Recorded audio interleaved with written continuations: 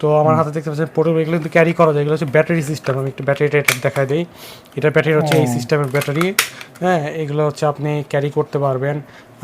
তো এটা যে কোনো জায়গায় নিয়ে যেতে পারবেন, কিংবা আপনার শোরুমেও রাখতে পারবেন। এগুলো ব্যাটারি দিয়ে চলে, এগুলো রিচার্জেবল। তারপরে হচ্ছে আমাদের কাছে 3 ইঞ্চি পস প্রিন্টার রয়েছে। এই যে 3 ইঞ্চি, সাধারণত সব ধরনের শোরুমে, সুপার শপে এই ধরনের 3 ইঞ্চি পস প্রিন্টার। দেখেন কত মোটা রোল, হ্যাঁ কত বড় বিল প্রিন্ট করা হয়েছে এটা দিয়ে। জি জি। তো আপনারা যদি এই প্রিন্টারটা আমাদের কাছ থেকে নিতে পারবেন।